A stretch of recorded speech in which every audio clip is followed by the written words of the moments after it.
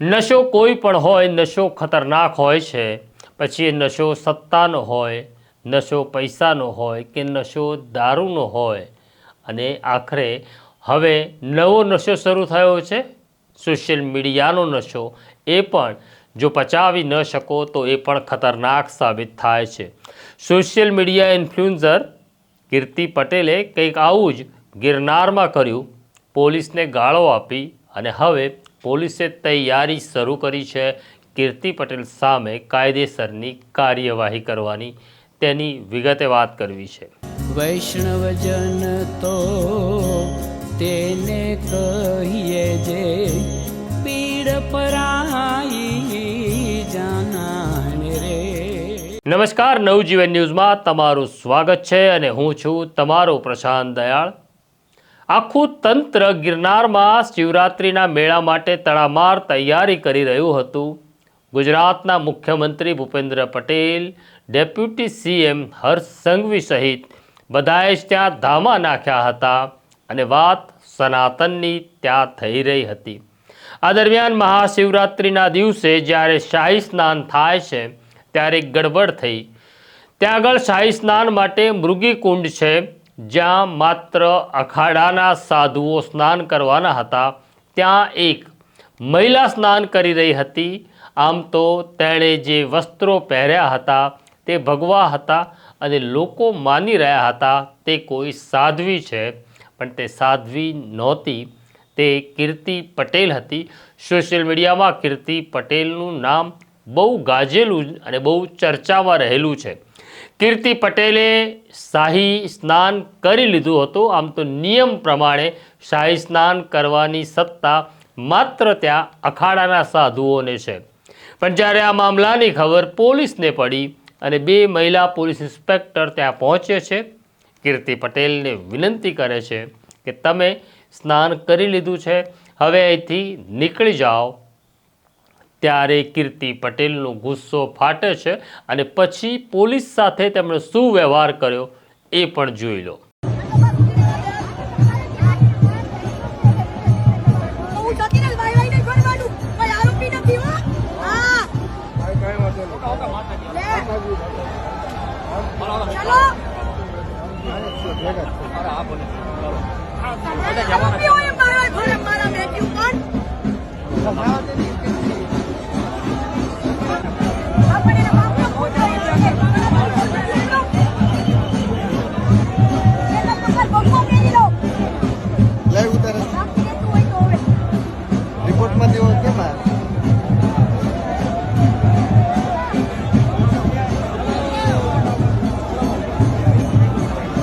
તમે આ વ્યવહાર જોયો. આ સોશિયલ મીડિયા ઇન્ફ્લુએન્સર છે. આમ તો લોકોને સારી વાત માટે તેમણે પ્રભાવિત કરવાના છે, પણ આ તો પ્રભાવિત તો કર્યા, પણ જુદી રીતના લોકોને પ્રભાવિત કર્યા કે પોલીસને ગાળો કેવી રીતના આપવી, પોલીસને આંખો કેવી રીતના બતાડવી અને પોલીસ સાથે ગુસ્તાખી કેવી રીતના કરવી. જ્યારે આ વિડીયો વાયરલ થયો ત્યારે લોકોએ ચર્ચા શરૂ કરી. તંત્રએ પણ તેની નોંધ લીધી અને પછી આ આખા મામલે જૂનાગઢના પ્રાંત અધિકારીએ પત્રકારો સાથે વાત કરતા શું કહ્યું તે પણ જોઈ લો. પ્રાંત અધિકારી જૂનાગઢ. પટેલે આજે સ્નાન કર્યું, સાધુ કરી શકે ન કરી શકે, શું નીતિ નિયમો છે સાધુ સંતોના, શું કહેશો? જે આ ઘટના બની છે, સાધુના વેશમાં એણે છુપા રૂપે પ્રવેશ કરી દીધો અને સાધુ સંતોની અંદર ભળી જઈ અને કુંડમાં એણે ડૂબકી લગાવી દીધી છે. અમને આ વસ્તુની ખબર પડી એટલે તરત જ સાધુ સંતોએ અમારું ધ્યાન દોરતા એને તાત્કાલિક ધોરણે આમાંથી બહાર કાઢવામાં આવી છે. અને આ બાબતે 3 અખાડાના જે સાધુ સંતો છે એમને પૂછી અને આ બાબતમાં જે કંઈ પણ કાયદેસર કાર્યવાહી પણ કરવાની થતી હશે તો એ અમારા દ્વારા કરવામાં આવશે.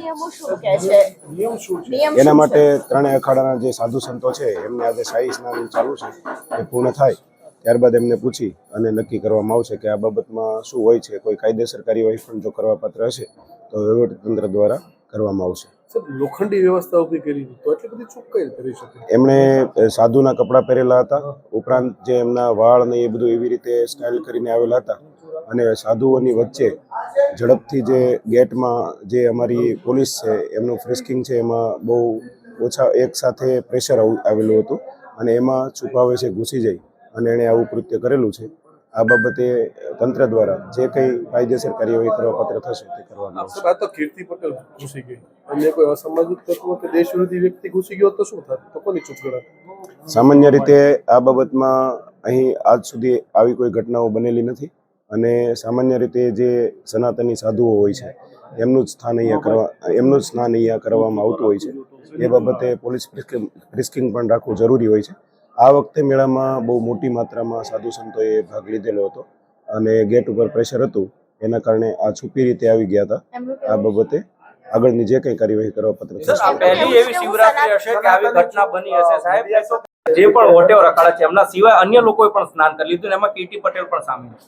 આમાં સામાન્ય રીતે જે દેખીતી રીતે અમને લાગે છે કે આ વ્યક્તિ સાધુ નથી, એમને તો બહાર કાઢવાની વ્યવસ્થા છે જ તે, પરંતુ આ વ્યક્તિએ એક સાધુના વેશમાં એક છમ્મ સ્વરૂપે આવી અને જે કૃત્ય કર્યું છે આ બાબતમાં અમે ગંભીરતાથી નોંધ લઈશું. ટીમ પણ કાર્યરત હતી, તેમણે કોઈ કાર્યવાહી કરી કે કેમ? જેવી અમને ખબર પડી અને સાધુ સંતોએ અમારું ધ્યાન દોર્યું એટલે તાત્કાલિક અમારા મહિલા પોલીસ ઇન્સ્પેક્ટરોએ જઈ અને એમને બહાર કાઢી અને એમને જે શાહી સ્નાન છે એનાથી દૂર કરવામાં આવેલા. મીડિયાને એવું નિવેદન આપ્યું છે કે હું સનાતની છું, હું તો સ્નાન કરીશ જ. એમની જે માન્યતાઓ છે એ એમના પ્રમાણે હશે, બાકી આમાં જે પણ સાધુ સંતો અને એમને પૂછી અને જે પ્રમાણે જે નીતિ નિયમો વિરુદ્ધ હશે તો કાયદેસર કાર્યવાહી કરવામાં આવશે. લાવનાર ઉપર પણ જો માનો કે કીર્તિ આવી અને એમના લાવનાર કરવામાં આવશે તો આ બાબતે પણ ચોક્કસ આગળ કાર્યવાહી કોઈ કરવામાં જ્યારે સ્નાન કરી રહી હતી ત્યારે કોઈ સાધુના વેશ જેવું, કોઈ સાધુ જેવું, અમે નથી કહેતા સાધુ હશે, પણ સાધુ જેવા વેશમાં કોઈ વ્યક્તિની આસપાસ હતું તો એ કોણ છે ને કંઈ ખરેખર છે? એ બાબતે પણ તપાસ ચાલુ છે. અમારી પાસે એના CCTV recording, videography camera recording એ બધું છે. આ બાબતે પણ જો કાયદેસર કાર્યવાહી થશે તો તપાસ કરવામાં આવશે. પ્રાંત અધિકારી સ્પષ્ટ શબ્દમાં અહીંયા કહે છે કે મૃગી કુંડમાં માત્ર 3 અખાડાના સાધુઓ સિવાય કોઈ સ્નાન કરી શકે નહીં, પરંતુ કીર્તિ પટેલ ભગવો ધારણ કરી પોલીસની નજરમાંથી છટકી મૃગી કુંડ પહોંચ્યા, ત્યાં સ્નાન કર્યું અને જ્યારે ત્યાંના સાધુ સંતોએ એસપીને ફરિયાદ કરી અને પોલીસ ત્યાં પહોંચી ત્યારે પોલીસ સાથે દુર્વ્યવહાર થયો. આખી ઘટનાને લઈને સાધુ સંતો પણ ખાસા નારાજ થયા છે. આ મામલે સંત સુખરામ દાસજીએ શું કહ્યું એ પણ તમે સાંભળી લો. જય ભવનાથ, હર હર મહાદેવ. જુનાગઢમાં જ્યારે મિની કુંભ યોજાયું અને મિની કુંભની અંદર ખૂબ સારું મેળાના આયોજન થયું અને મેળામાં જ્યારે રવેડી નીકળી હતી, રવેડીને વચ્ચે ઘણા બધા એવા લોકોએ સાધુને વેશમાં સાધુના કપડાં પહેરીને રવેડીની સાથે સામેલ થયા છે. પણ જ્યારે ભવનાથ દાદાને પટાંગણમાં આવીને બાજુમાં મગગી કુંડ છે, મગગી કુંડમાં જ્યારે આ સ્નાન કર્યા પછી જે મગગી કુંડને અપવિત્ર કરવા માટેના જે પ્રયાસ કર્યા છે એ લોકો માટે કંઈક ના કંઈક તંત્રને પાસેથી વિનંતી છે કે ઉપર એને ઉપર પગલાં લ્યો. તમે સાધુના કપડાં પહેરી લેવાથી કોઈ સાધુ નથી બની જતા, સાધુને સાથે બેસવાથી કોઈ સાધુ નથી બની જતા. સાધુના કપડાં પહેરીને સાધુને ભેષમાં આવીને તમે બદનામ કરી રહ્યા છો અમુક જે ભજનાનંદી સાધુઓ છે એને. એટલે હું તંત્રને વિનંતી કરું છું કે આવા લોકોને તમે પકડીને એમને ઉપર કંઈક ને કંઈક જે જોગવાઈ હોય સજાની સજા આપો. કારણ કે સાધુ ભેષમાં શૈતાન આવી જાય અને શૈતાન આવીને સાધુ ભેષને બદનામ કરે એવું ના ચાલે. જે મેગા અધિકારી છે સાહેબશ્રીને હું ખૂબ ખૂબ સાધુવાદ આપીશ, કારણ કે સાહેબશ્રીએ સામે જ ઉભા રહ્યા હતા અને જે કોઈ સાહેબને નજરમાં પડ્યા છે સાહેબ એમને તંત્રને સાથે રાખીને એમને પકડીને બહાર કાઢવાનું કામ કર્યા છે. અને આ વખતના 2026ના મેળાને સફળ બનાવવા માટે જે અમારી ગુજરાત રાજ્યની સરકાર છે એમની ટીમ ખૂબ સારી વ્યવસ્થા અને ખૂબ સારી સહયોગ કર્યો છે અને તમામ સાધુ સંતોએ પણ તંત્રને ખૂબ સાથ સહકાર આપ્યા છે. પણ અમુક લોકોને લીધે આજે મેળામાં બદનામી થઈ ગઈ છે ને, એમને તંત્રને હું હાથ જોડીને પ્રાર્થના કરું છું કે હવે એ લોકોને તમે પકડો અને પકડીને એ લોકોને જે યોગ્ય સજા હોય એ યોગ્ય સજા આપો. કારણ કે મેળાને બદનામ કરવા માટેના આ જે ષડયંત્ર છે, મેળાને બદનામ કરવા માટેના જે આ કોશિશ કર્યા છે, એ લોકોને સજા મળવી જ જોઈએ. આ જે પવિત્ર મૃગીકુંડ છે, પવિત્ર મૃગીકુંડની અંદર અમુક લોકોએ જે સાંસારિક જીવન ભોગવે છે અને આવીને મૃગીકુંડમાં સાધુ સંતોને સાથે રહીને સ્નાન કરે છે, આ ચલાવી લેવામાં નહીં આવે. જે વરિષ્ઠ સંતો છે, વરિષ્ઠ સંતોની બેઠક બોલાવીને અને આવા લોકોને ઉપર કાર્યવાહી થવી જોઈએ અને કરવી જોઈએ. અને એની અંદર જે પણ કંઈ યોગ્ય પગલાં હોય કલેક્ટર શ્રીથી લઈને અન્ય ઘણા બધા અધિકારીઓને સાથે રાખીને આને ઉપર નિર્ણય લેવો જોઈએ.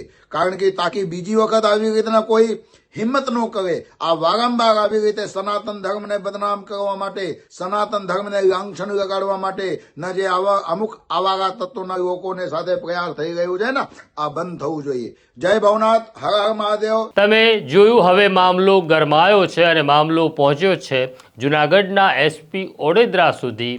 તેમણે આ મામલે કાયદેસરની કાર્યવાહી કરવાનો નિર્ણય કર્યો હોવાની જાણકારી અમને મળી રહી છે. કીર્તિ પટેલ સામે સરકારી ફરજમાં રૂકાવટનો ગુનો નોંધાય તેવા એંધાણ મળી રહ્યા છે. તો આ છે ભવનાથના મેળામાં થયેલી એક જુદા પ્રકારની વિચિત્ર ઘટના. આ સ્ટોરી વિશે, કીર્તિ પટેલના વ્યવહાર વિશે તમે શું કહો છો અથવા કહેવા માગો છો તે કોમેન્ટ બોક્સમાં જરૂરથી લખજો. અત્યારે મને મારા સાથી ઉર્વિશ પટેલને રજા આપો એ પહેલાં અમને સબસ્ક્રાઈબ કરવા અમારું બેલ આઇકોન દબાવી દો. નમસ્કાર.